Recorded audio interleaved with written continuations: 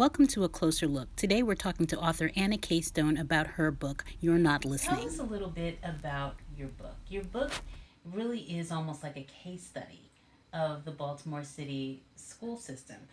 Name of the book, You Are Not Listening, Baltimore Youth Speak Out. First question, who's not listening? Wow.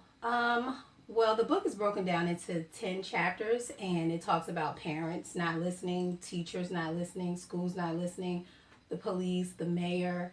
These children or these students have opinions about everything, and we think that they're not listening or that they don't care about what's happening in society, and they really care.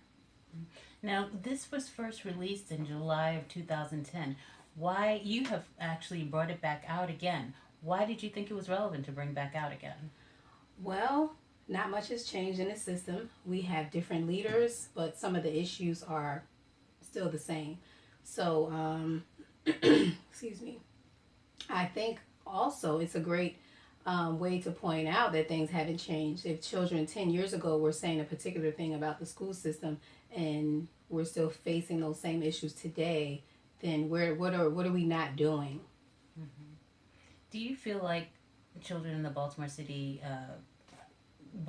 School District, do you think that they actually feel hope that things will get better? Um, Many of them are pessimistic. But the odd thing is, a lot of them still try. A lot of them still go forward to do what they have to do to graduate, to make sure that they can survive in the city. And it's funny when you say a word like survive, because really, even in looking at the book again, I look at it almost like a case study. Many are really just trying to survive, and in many different areas. Um, Tell me a little bit about some of the different characters that we talk to in the book.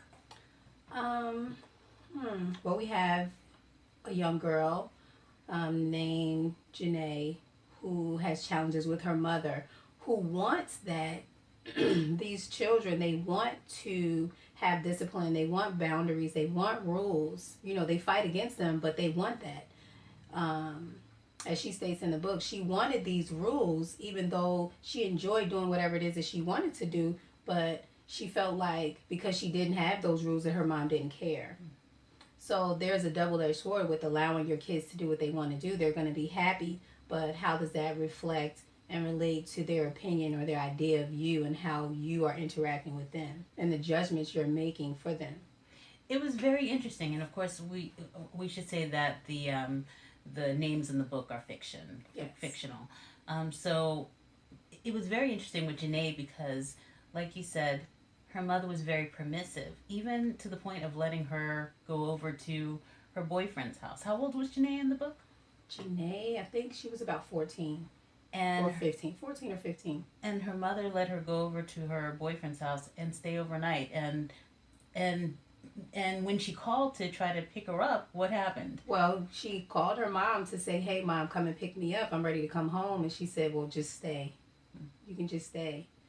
And the odd thing is, she said she had a conversation with her mom later to say, "Well, mom, well, what if I got pregnant? What would you do?" And her mom said, "Well, I would beat the daylights out of you."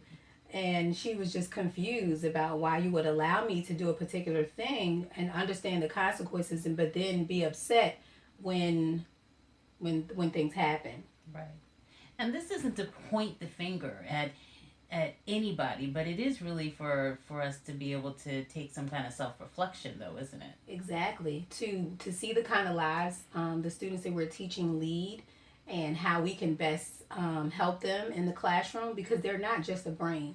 You're not just teaching a child's brain. You have to teach that entire child. You need to get to know them. You need to be able to look at their face when they come in the classroom to know that no learning is going to take place today. I can see that look in your eye. I know you're mad, so just go over there and sit down.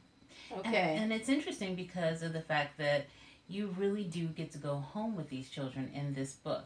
How did you get the information from the kids that you interviewed? Well, Dr. Cynthia Hartzler Miller, who's the co-editor, she did a lot of the interviews. I did some of the interviews, but just having a relationship with the students.